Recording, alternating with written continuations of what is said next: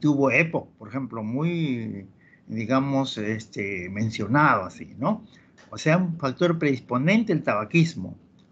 Otro factor predisponente, la deficiencia alfa-1 antitripsina. Vamos a ver cómo la deficiencia de esta enzima nos puede causar problemas diversos. Los fenómenos de hipersensibilidad, cada vez que hablamos, por ejemplo, en el caso de asma, que podríamos considerarle también dentro de este grupo de enfermedades. Bueno, las infecciones, ni qué decirlo, eso ya lo conocemos bastante. La exposición a tóxicos ambientales, que cada día no se hace nada, ¿no? Cada día no se hace nada. Me parece que todavía sigue habiendo esa fundición a la altura del mercado de flores en Hacho, no sé si todavía hay ese ambiente bastante tóxico, ahí a la altura de Zárate, por ejemplo. Y qué no decir, pues, de todos los vehículos que todavía siguen usando para freno, para embrague, ese asbesto, que es bastante tóxico. Y que también siguen, me parece, vendiendo esos techos de Terni, que es totalmente tóxico. Entonces, eso tenemos que ponernos a evaluar si realmente eso todavía existe. ¿Y dónde está entonces el ministro de Ambiente, no? La dieta, de igual manera, ¿no?, influye en todos estos mecanismos, los factores genéticos, las razas, digamos, también tienen que ver con la predisposición de lo que estamos hablando, ¿no? Entonces, como una de las patologías que podrían corresponder a este grupo, podemos considerar el asma. El asma ya ustedes conocen bastante, hasta el cansancio, probablemente han hecho clases teóricas con distintos profesores, ¿no? Podemos decir que es una enfermedad inflamatoria, miren usted, inflamatoria, crónica de vías aéreas, activada por diferentes células o productos celulares. Eso ya ustedes lo conocen bastante bien. Tiene las siguientes características. Muy bien. Obstrucción de vías aéreas, inflamación de grado variable de estas vías aéreas, un aumento en el grado de respuesta de estas vías aéreas a diferentes estímulos, y esto es lo que se conoce pues como hiperreactividad bronquial. Y vamos a ver más adelante pues realmente como acá, ya cuando hablamos algo de la fisiopatología,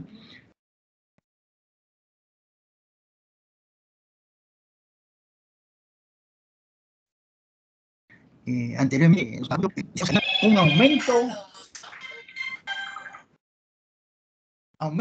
había un aumento de la contractibilidad del músculo liso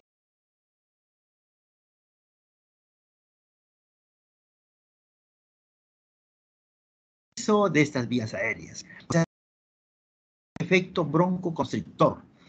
Así es. Entonces, eso por años se ha tenido en cuenta. Medicamentos justamente eran dirigidos para ello. Los últimos años contribuyen otros factores, ¿no?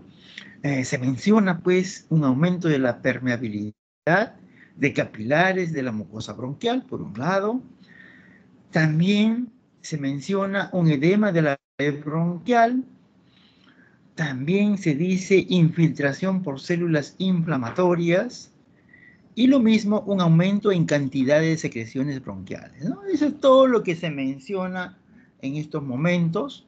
Realmente podríamos decir, pues, que este proceso inflamatorio responde pobre y lento a medicamentos broncodilatadores que en aquella época se tomaban muy en cuenta, señores, ¿no?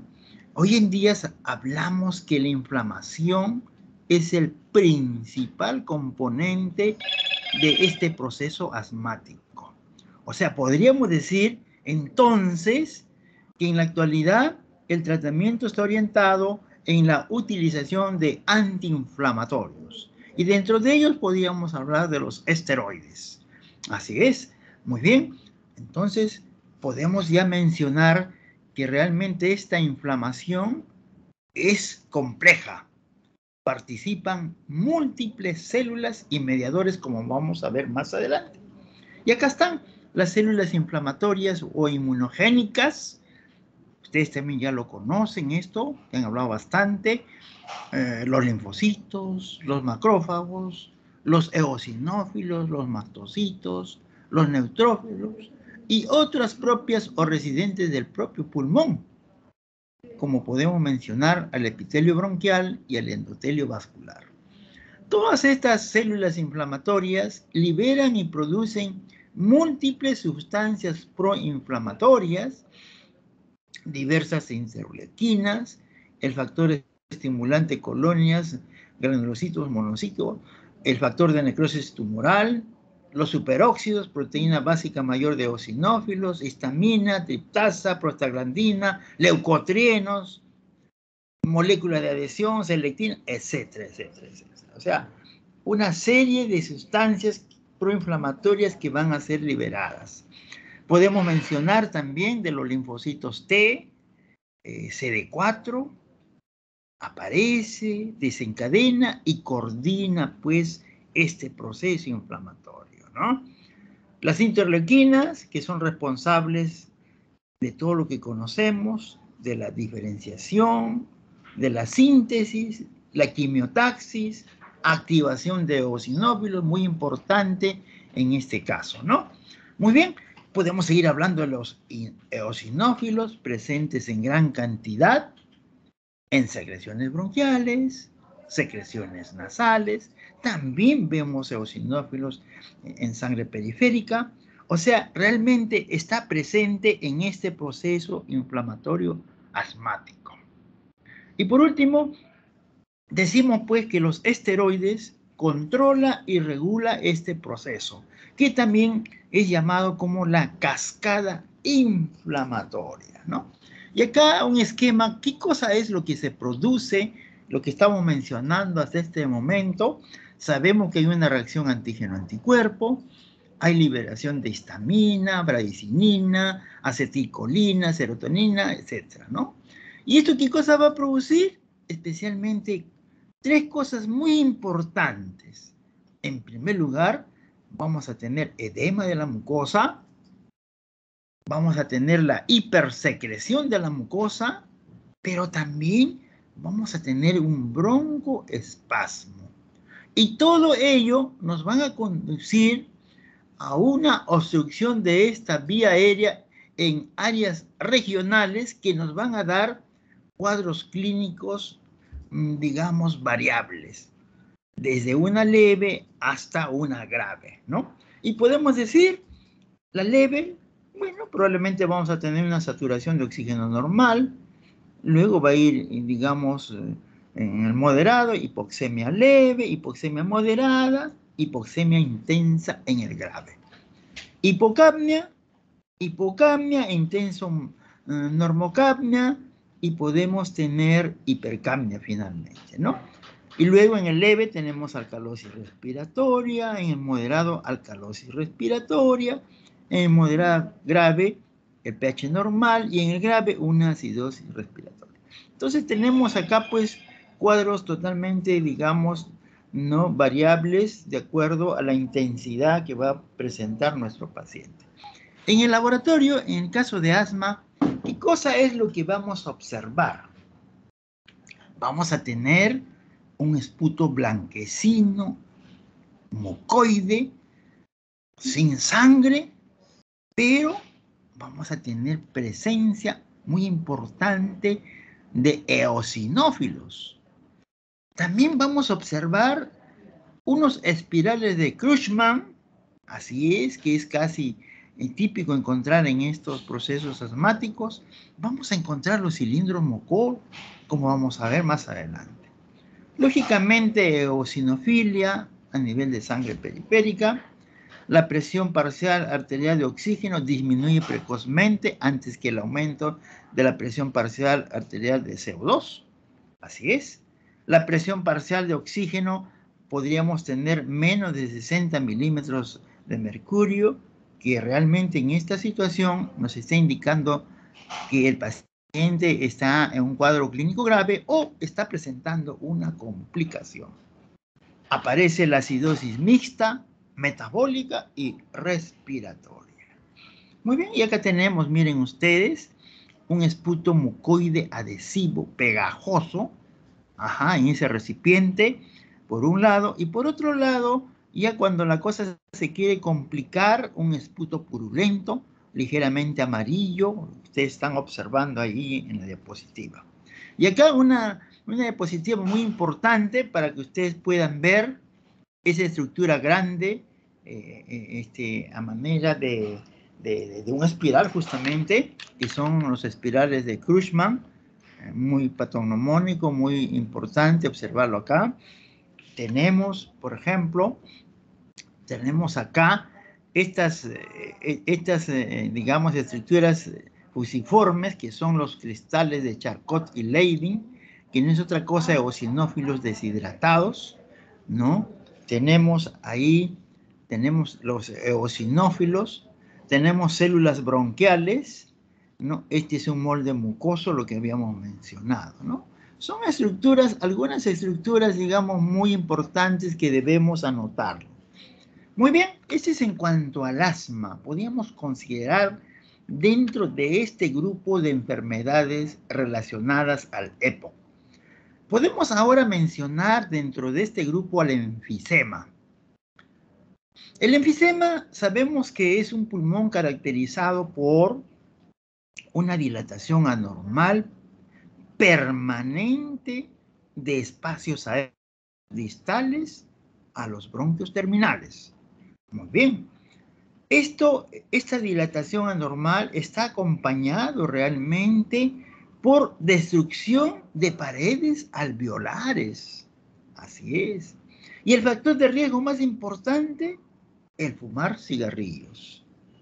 ¿Ya? Ese es un factor muy importante entonces. Y acá tenemos, miren ustedes, en la parte de arriba estamos viendo lo que es normal, los bronquios, los alveolos, ¿no es cierto? En caso de una bronquitis crónica, lógicamente hay un proceso inflamatorio, hay hipersecreciones, ¿no es cierto? Todas las alteraciones que pueden verse, ¿no?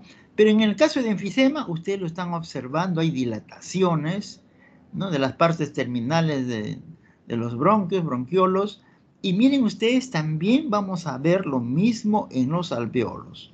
O sea, hay una dilatación de todas estas estructuras, realmente hay una destrucción de esas paredes, ¿no? Y acá una diapositiva para poder observar, ¿no? Lo que, digamos, hace este papel de la alfa-1 antitripsina. Muy bien, ¿no? Acá tenemos lógicamente una muestra, una diapositiva, donde realmente está en cantidades suficientes. Tenemos aquí un neutrófilo que justamente tiene en su interior estas enzimas proteolíticas, tripsina de color verde, ¿no? Esta también puede, digamos, digerir bacterias o partículas diversas, ¿no? Y también, lógicamente, acá está la enzima de la tripsina, miren ustedes, y luego esto podría ser lisado y se van a liberar todas esas sustancias que están dentro de ella. Pero lo que nos va a interesar más es esta tripsina. Esta tripsina normalmente, si llegan a las paredes alveolares, como en este caso, ¿no? O a la estructura, a las paredes bronquiales que estamos observando, esto va a lesionar a las paredes. Pero como tenemos enzimas proteolíticas, alfa-1 antitripsina, que son estas estructuras, la va a neutralizar y va a impedir que lesionen nuestras paredes, en este caso, paredes alveolares. Y de esa manera no voy a tener ningún problema, ¿no? Mi alveolo, digamos, mis bronquios terminales van a estar intactos o no voy a tener problema. ¿Por qué? Porque la alfa-1 antitripsina está en cantidades óptimas. Pero ¿qué pasa si, por ejemplo, acá no tengo la alfa-1 antitripsina o está deficiente? Eso, especialmente la tripsina, estas formaciones verduzcas que yo tengo acá, van a chocar a las paredes alveolares y el resto y me va a lesionar y va a causar pues el problema que estamos hablando, ¿no? Van a atacar a todas estas paredes alveolares, a los bronquiolos respiratorios y se va a originar un enfisema que puede dar lugar a un enfisema panacilar, o sea, ya muy generalizado. Muy bien, entonces podemos hablar algo del enfisema, la fisiopatología. básicamente tenemos pérdida de la elasticidad alveolar. Estamos viendo cuál es la causa. Por ejemplo, en este ejemplo, tenemos pérdida de conexión de paredes alveolares a las pequeñas vías aéreas, lógicamente. Vamos a tener una dilatación anormal y destrucción de las paredes, unidades acinares, y también vamos a tener una disminución de la retracción de la elástica pulmonar. O sea, básicamente ese es lo más importante que voy a tener. En el laboratorio, ¿qué cosa podemos mencionar? En el laboratorio se pueden tener hallazgos de alguna enfermedad subyacente, ¿no es cierto? Si yo sospecho de enfisema, tenemos que buscar alguna enfermedad que lo esté causando. Por ejemplo, una neumoconiosis, una tuberculosis, una sarcoidosis, un déficit de alfa-1 antitripsina, está, digamos, adyacentemente, está al lado de este problema que estamos viendo, de este enfisema, está presente alguna de estas patologías. Entonces tenemos que investigar y tenemos que encontrar, lógicamente.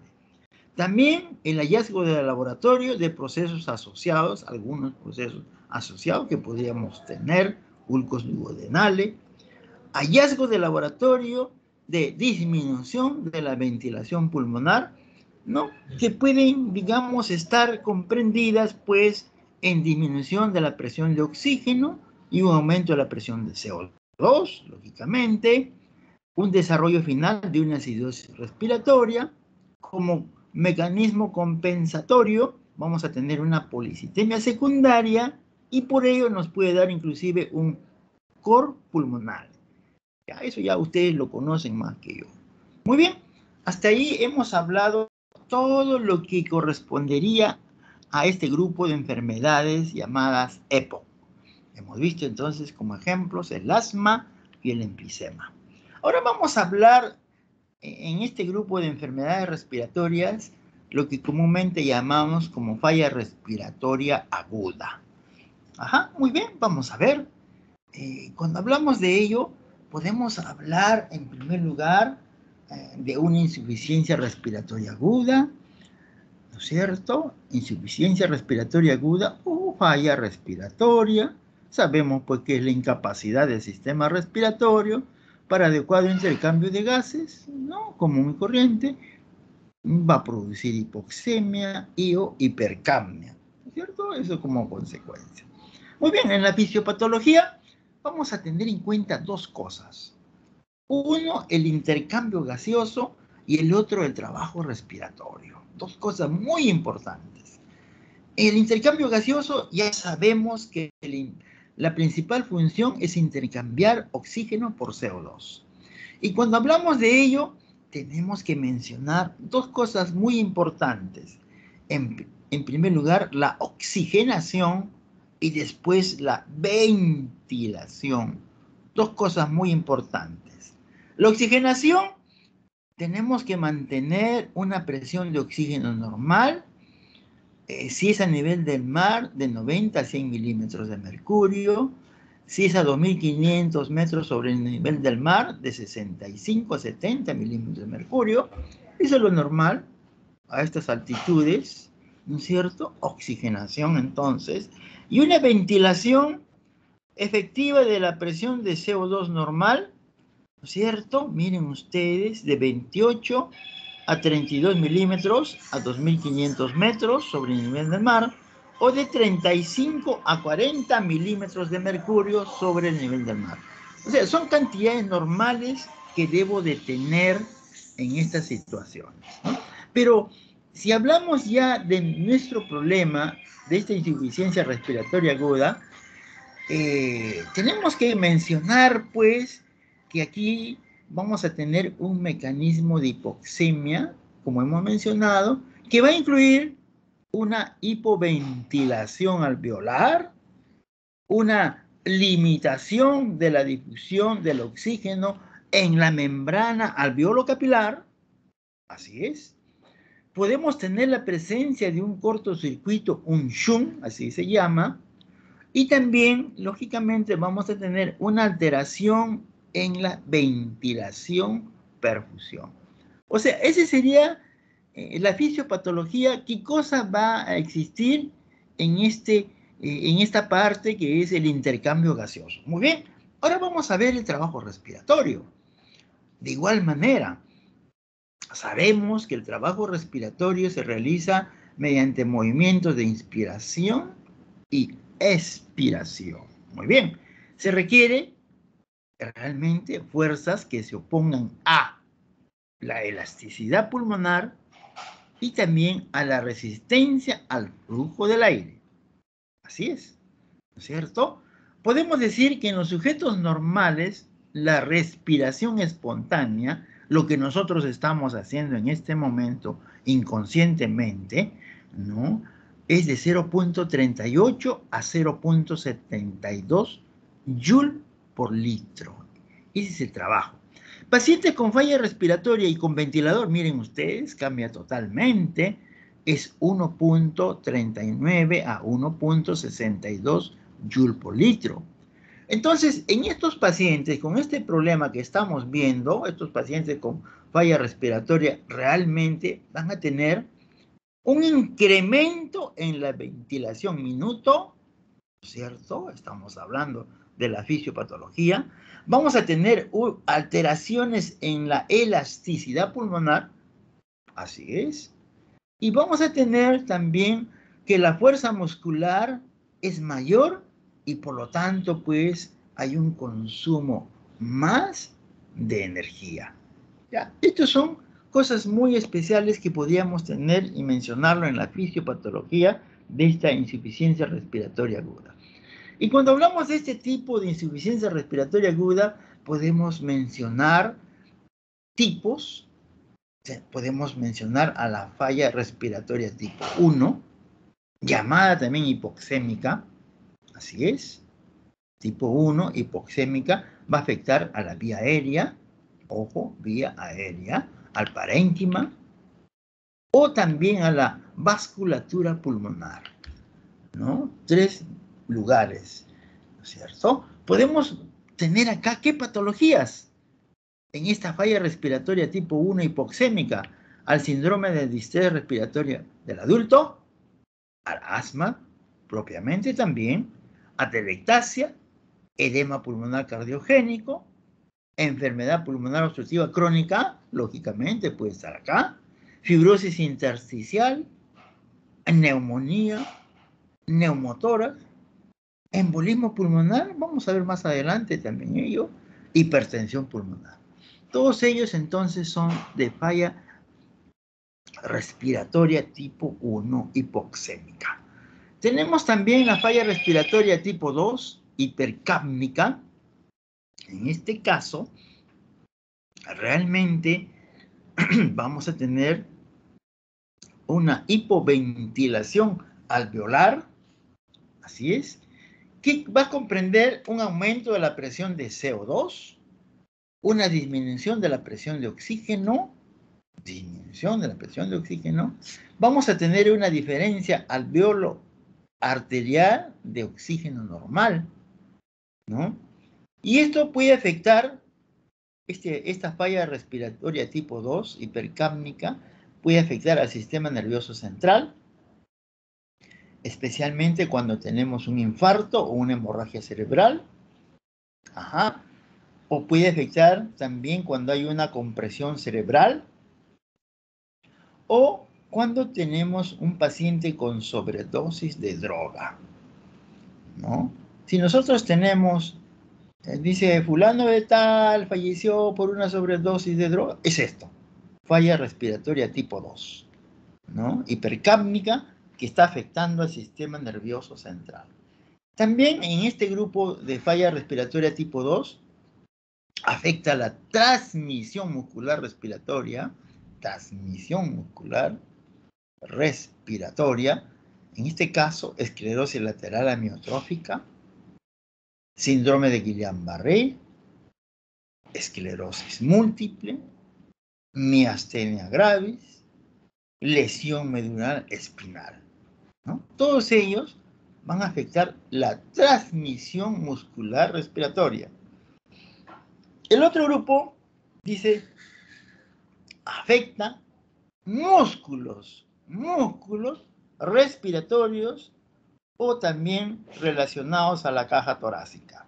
Músculos, en este caso, distrofia muscular, polimiositis, dermatomiositis, trauma torácico, ¿no? Eso es músculo. El anterior fue transmisión muscular. ¿Ok? Muy bien. Esa es falla respiratoria tipo 2.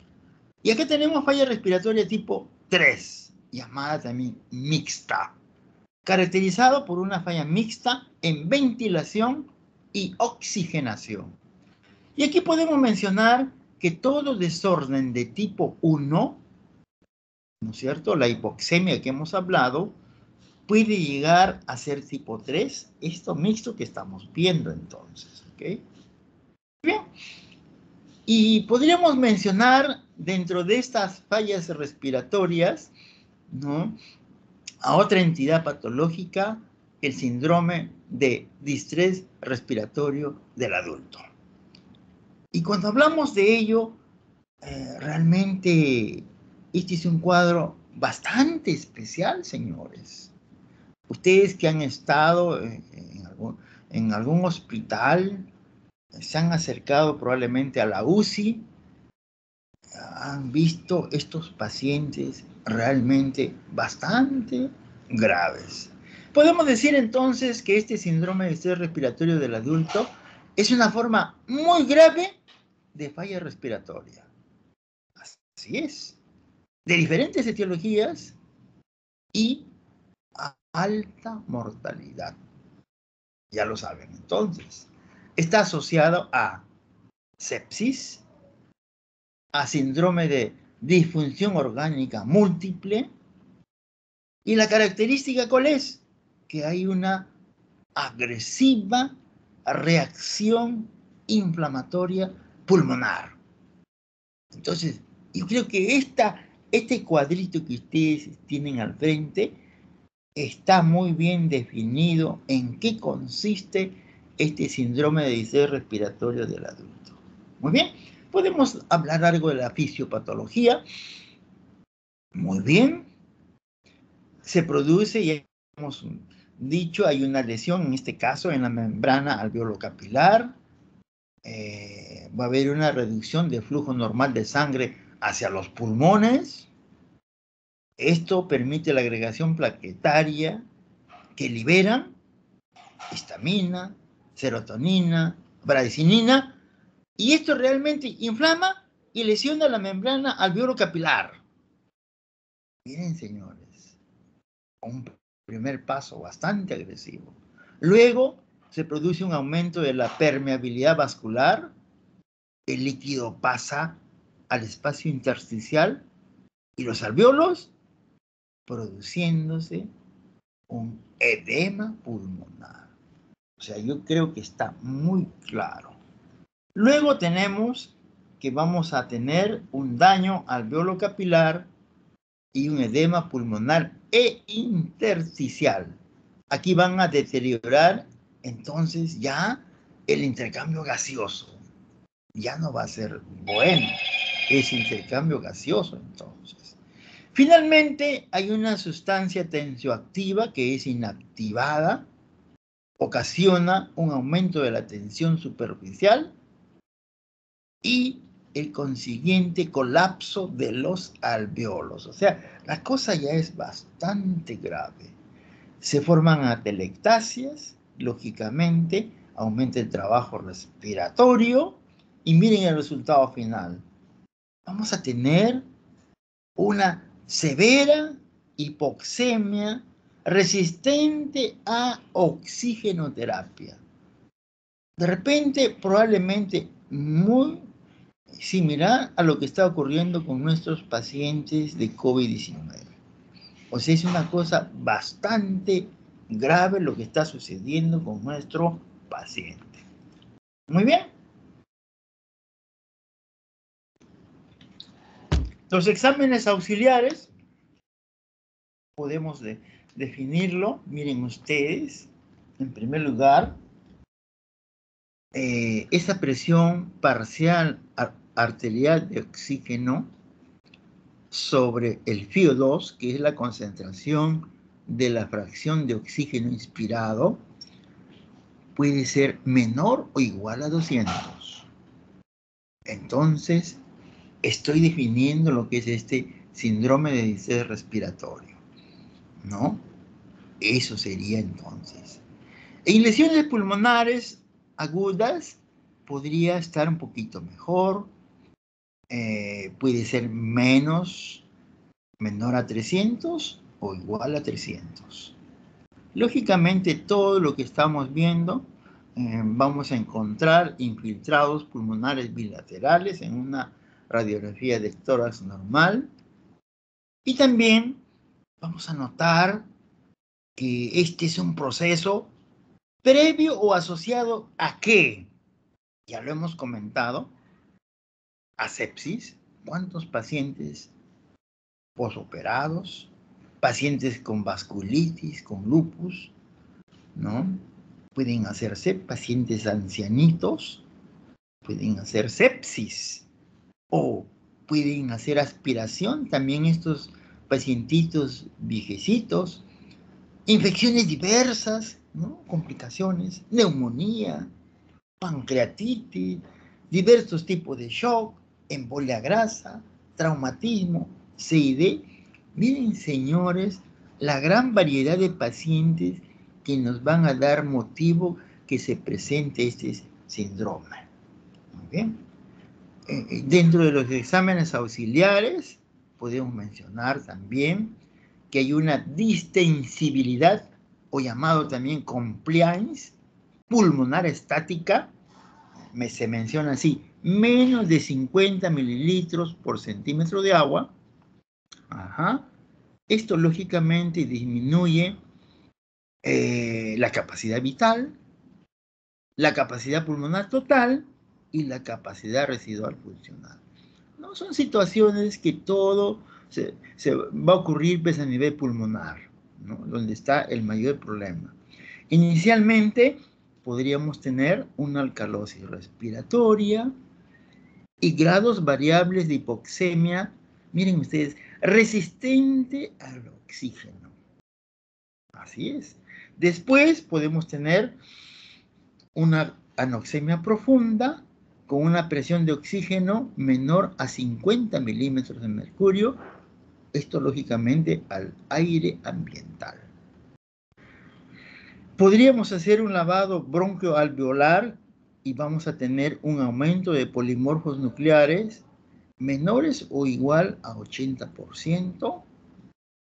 Ocasionalmente vamos a obtener eosinófilos o gérmenes oportunistas. Entonces, eso es realmente el síndrome de distrés respiratorio del adulto. Hemos terminado el segundo, digamos, la segunda parte de este tema de nosotros, de las enfermedades respiratorias. Vamos a entrar al tercer tema de esta parte, ¿no? De enfermedades respiratorias. El tromboembolismo pulmonar, señores. Vamos a ver su importancia. Este es un estado clínico generado por una interrupción de riego sanguíneo de una porción del pulmón debido a obstrucción de su vaso aferente. Yo creo que está claro, ¿no? Hay una interrupción de riego sanguíneo, entonces. Así es. Este trombo generalmente procede del sistema venoso de extremidades inferiores. O sea, circula por sistema cava, entra aurícula derecha, pasa ventrículo derecho y es expulsado hacia la arteria pulmonar, quedando atrapado en sus ramas y produciéndose este famoso tromboembolismo pulmonar. O sea, también está bastante claro cómo se utiliza. Acá está lo que hemos hablado, ¿no? Miembros inferiores, Llega a la cava, ventrículo, y es lanzado hacia las arterias pulmonares. Llega al pulmón, ¿no? Y va a producir todo el cuadro que vamos a mencionar en este momento. Y cuando hablamos de ello, este trombolismo pulmonar, especialmente, podemos decir que es una complicación de una enfermedad tromboembólica. Entonces, esto va a producir un cuadro respiratorio agudo, y he visto pacientes con esta situación, es bastante, digamos, ¿qué te digo? Uno, digamos, no puede, una colega mujer estuvo con este problema y era pues muy dramático este cuadro, ¿no? Un cuadro respiratorio agudo, y también podríamos tener una descompensación cardíaca derecha. O sea, realmente con graves repercusiones hemodinámicas. Así es, ¿no? Los émbolos no trombóticos, como grasa, aire, el líquido amniótico, son bastante raros, ¿no? Los émbolos no trombóticos como grasa, ustedes están viendo lo que ocurre, pues, en las cirugías plásticas que hacen liposucción. Eso es bastante frecuente que se observe, ¿no? Son complicaciones que se pueden presentar porque esos son los riesgos, y lógicamente esos pacientes tienen que firmar sobre ese consentimiento, y ya saben lo que puede pasar en esas situaciones, ¿no? Y hay algunos pacientes que se mueren, ¿no es cierto? Los émbolos de aire, eso cada día son menos frecuentes, eso sí son mucho menos frecuentes.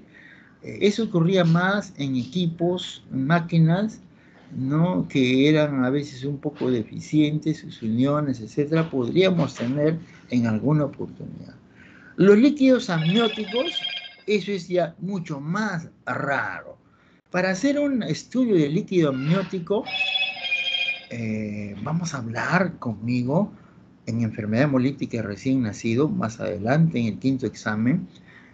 Vamos a hablar de que todos los procedimientos invasivos, ¿no?, van a ser cada día más raros, ¿no? Ya no se hacen muchos procedimientos invasivos por lo mismo que va a suceder al paciente. Así es, ¿no? Muy bien. Y los factores que pueden favorecer estos trombos venosos, tenemos tres situaciones: éstasis sanguínea, alteración del sistema de coagulación, anomalías de la pared de los vasos. Vamos a ver con éstasis venosa, por ejemplo, en reposo de cama prolongado. Ahora ya pues el paciente ya no está con ese reposo prolongado como antes se hacía en diversas cirugías, por ejemplo, o un paciente que está pues hospitalizado tampoco no debe estar mucho tiempo en cama, ¿no es cierto? Tienen que deambular. Por ejemplo, un paciente de trasplante de hígado sale a las 8 de la mañana, ya eso 2 horas después tiene que estar sentado, señores, ¿no? Y si puede ya dar sus primeros pasos. Hoy en día así es, nuestra cirugía es así. Yo me acuerdo cuando yo estaba muy pequeño, de 8 años, un señor se operó de la vesícula, de apéndice, y tenía que estar una semana en cama. No, ya no es ahora, es totalmente diferente. También las éstasis venosas, por ejemplo, cuando una persona viaja en avión, tú te vas de aquí a Madrid, pues son cuántas horas sentado en el avión, ¿no? Se puede dar todos estos problemas, uno tiene que deambular, ¿no es cierto? Una falla cardíaca en los hipertensos, alteraciones locales con varicosidades, flebitis, es otro problema, estas éstasis venosa que se pueden presentar.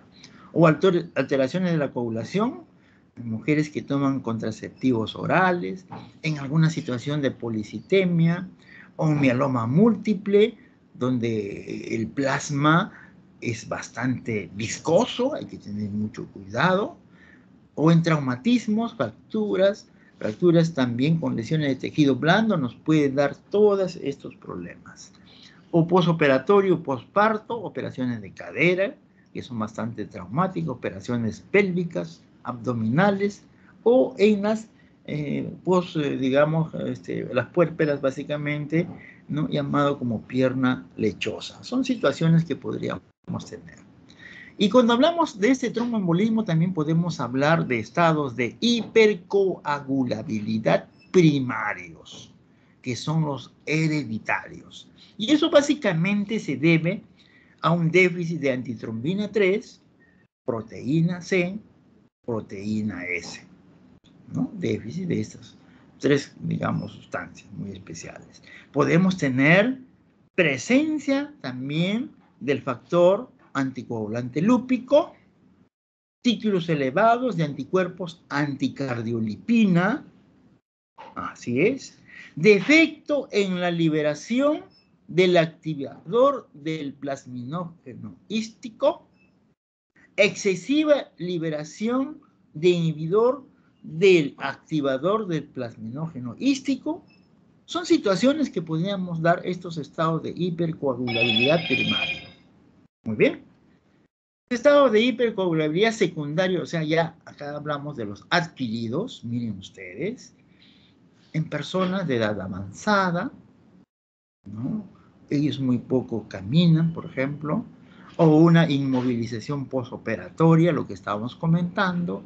En los obesos, su mismo peso hace que puedan producirse todos estos problemas. Alteración de la coagulación secundaria a cánceres diversos, al mismo embarazo, y hemos comentado los contraceptivos orales, otros síndromes nefróticos, etc.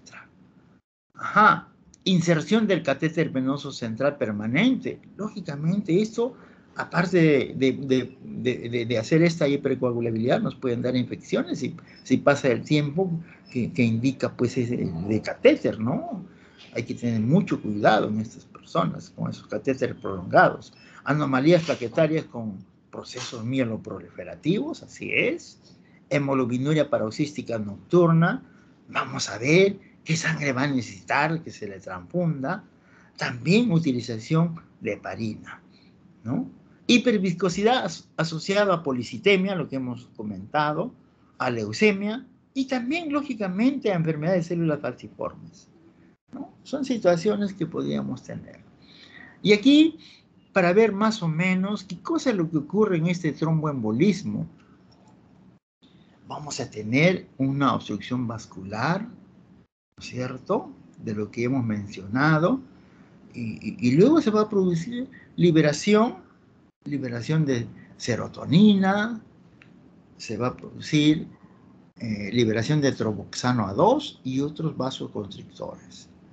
Luego vamos a tener una constricción pulmonar, una hipertensión pulmonar, un aumento de la poscarga del ventrículo derecho, una insuficiencia cardíaca derecha, un aumento de la presión en la aurícula derecha, un shock cardiogénico y fallecimiento, ¿no? Esos son los pasos, digamos, qué es lo que va a suceder con nuestro paciente.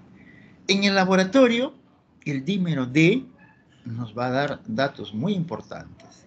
Nosotros podemos hablar del dímero D, gran sensibilidad y alto valor predictivo negativo, ¿no es cierto? Si tenemos valores menores de 500 nanogramos por mililitro y sospecha clínica baja, y nos da estos valores, realmente excluye el diagnóstico de tromboembolismo pulmonar. Así es. Y yo creo que hemos terminado esta primera clasecita, ¿no? Realmente yo lo que quisiera después, ya no tenemos mayor tiempo, darle estos exclusivamente. De la otra parte, mencionarles, vamos a pasar, delegado, ¿qué tiempo más podemos quedarnos? Falta 5 minutos para acabar la clase, pero ¿qué tiempo más podríamos quedarnos?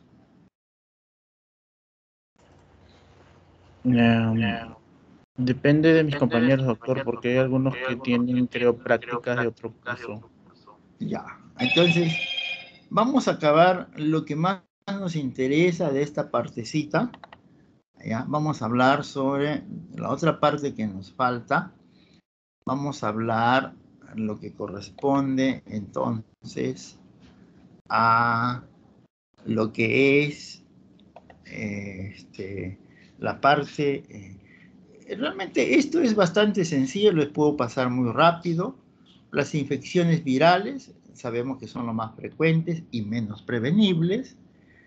Podemos hablar desde un resfrío hasta neumonías que pueden ser mortales, ¿no? Ustedes saben que las infecciones virales van a lesionar el epitelio bronquial, obstruyen las vías aéreas y luego da lugar a una sobreinfección por bacterias. Por eso es que cuando tenemos un resfriado, un inicio de un resfriado, muchos dan antibióticos. No, señores, tenemos que dar sintomáticos. Después viene la complicación, ahí pues, recién podemos dar los antibióticos, ¿no? Y acá se menciona, ¿no? De todos estos virus que se mencionan, muy importante, se mencionan pues los rinovirus y los virus de la gripe. Así es, poder diferenciar ellos, así es, ¿no? Podemos hablar de los rinovirus, ¿no? Que son más del 50% del resfriado común, se conocen más de 100 serotipos, ¿no? Y acá hay ciertas cositas que podríamos mencionarlo. Y el virus de la gripe, que son mucho más grandes, más complejos que los rinovirus que acabamos de mencionar, contienen estructuras como la hemaglutinina y la neurominidasa, que son virales, el H1, el H3, el N1 o el N2, ya ustedes ya van entrando ya en este trance. Hay 3 cepas diferentes responsables de epidemias. El subtipo A, H1N1, ustedes ya lo conocen. El subtipo A, H3N2 y el subtipo B. El subtipo C no causa epidemia, por ejemplo. Esto tienen que conocerlo, señores, ustedes. ¿Ya? Muy bien, este es el virus de la gripe. Ya hemos visto de las neuraminidasas, ¿no es cierto? Son mecanismos que podríamos mencionar. Miren ustedes acá, ¿no? Las diferencias entre virus de la gripe tipo A, infectan a humanos, cerdos, caballos, pájaros, pandemias y epidemias de gripe, ¿no? Virus de la gripe tipo B y C no muestran variación genética, antigénica, infectan más en niños, desarrollan un anticuerpo frente a la reinfección, por ejemplo. Eso tenemos que conocerlo. Bueno, el resto, estos son lo que ocurre en los procesos inflamatorios, ¿no es cierto? Eso ustedes lo conocen. Muy importante mencionar en las infecciones bacterianas, ¿no? Infecciones bacterianas más frecuentes en el humano, es una causa inmediata de muerte, especialmente en pacientes hospitalizados. Se habla acá, por ejemplo, del Haemophilus influenza, ¿no? Sabemos que es el colonizador ubíquo de la faringe, ¿no es cierto? Bueno, hay 6 serotipos, de la A a la F, tenemos que conocerlo. El tipo B, que tiene cápsula de polirribosa y fosfato, que eso tenemos que necesariamente conocerlo. Ojo, el tipo B, Haemophilus influenza tipo B, ¿no es cierto? Que es el que causa más frecuente de enfermedad invasora grave. Eso puede ser pregunta de examen, por ejemplo, ¿cierto? Entonces yo le estoy diciendo lo más común. El resfriado común, miren, en Estados Unidos hay 1.000 millones de resfriados al año, causados por más de 200 virus diferentes. En niños, la mayoría son rinovirus. En adultos, lo más frecuente son los coronavirus, señores. Esto yo hace años que vengo haciendo esta clase y se menciona acá los coronavirus, ¿no? Generalmente, virus, el resfriado común, más de 30 cepas, 3, 4 afectan a los humanos, ¿no? Entonces, eso tenemos que conocerlo. El coronavirus corresponde a un tipo de resfriado común, punto. Ahí está.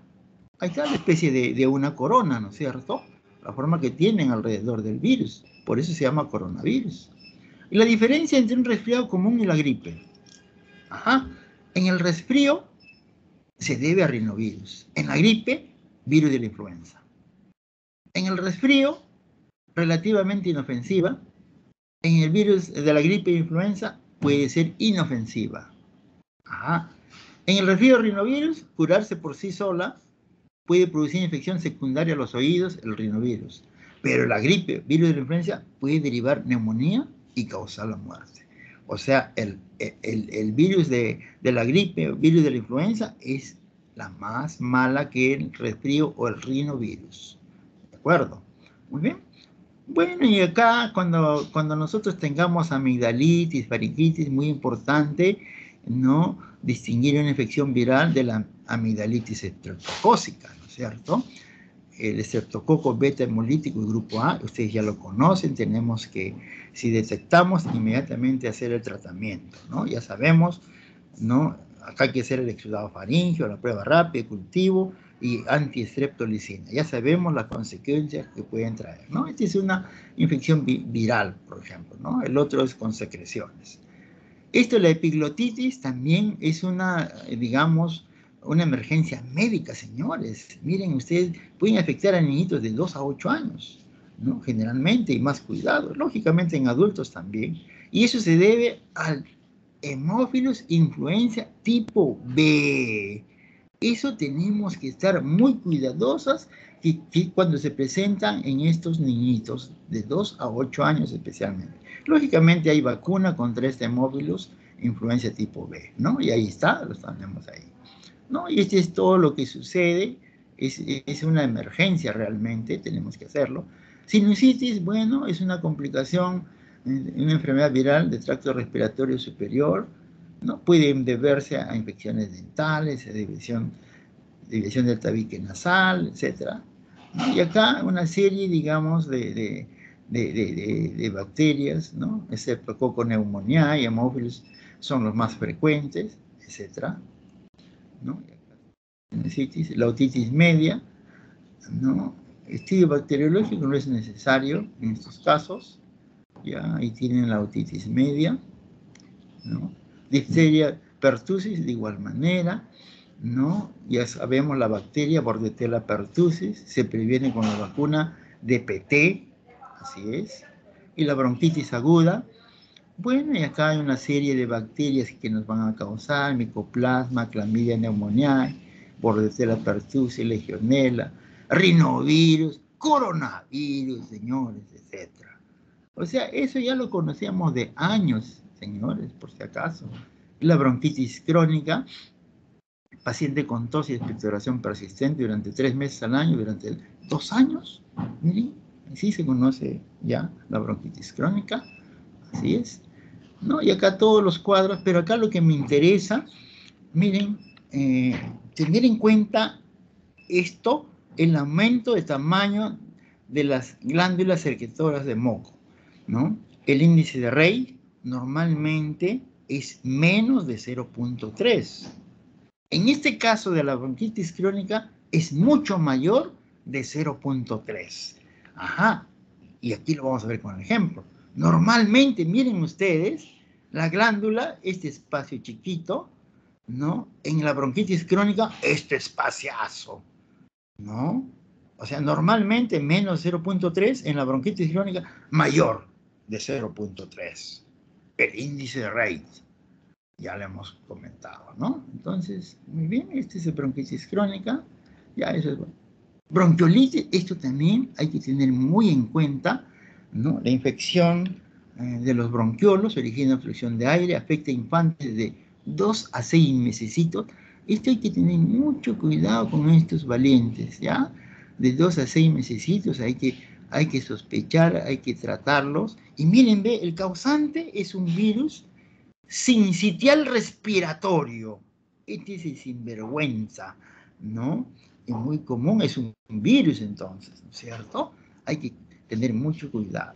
Los factores de riesgo, miren ustedes que algún día van a tener sus bebitos, factores de riesgo, exposición al humo del cigarro, asistencia a una guardería infantil, ya sabemos que esos son los focos, o también la falta de lactancia materna, falta de anticuerpos, todo lo que nos pueden dar, ¿no?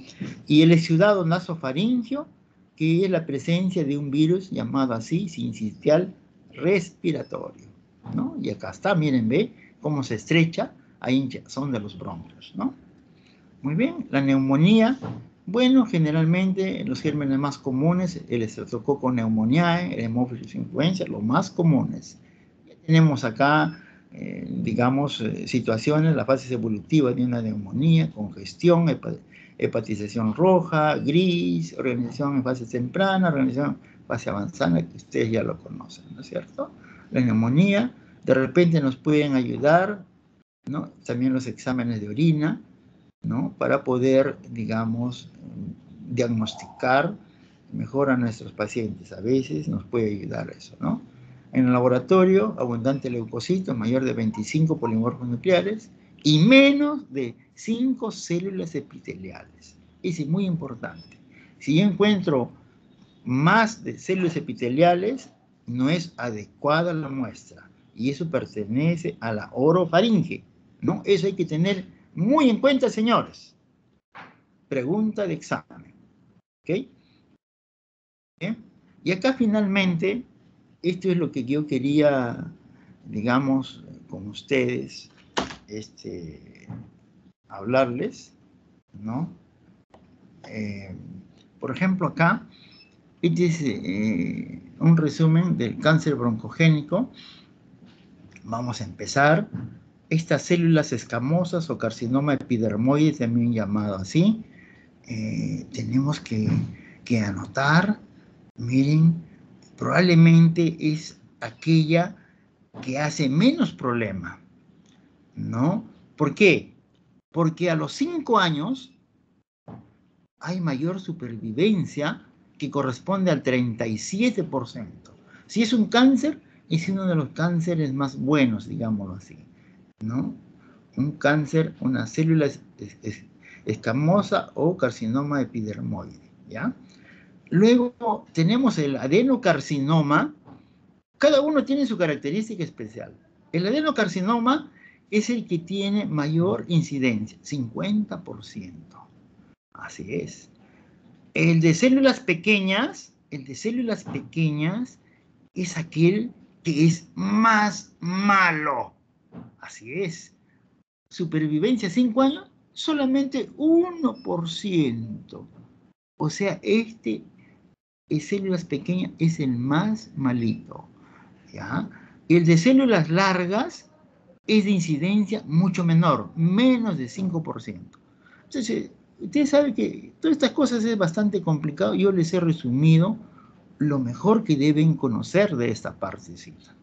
¿Ya? Yo creo que ya el resto es puro palabreo y ya no les voy a pasar.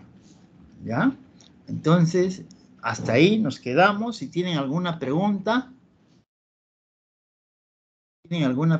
esto ya es todo lo que hemos comentado, ¿ya? No hay ningún problema, lo que les acabo de decir. ¿Alguna pregunta, alguna inquietud?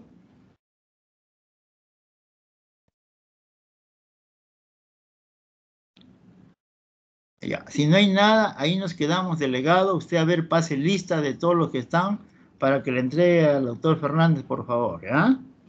Si no hay más, nos despedimos hasta el día viernes. No sé con quién me tocará.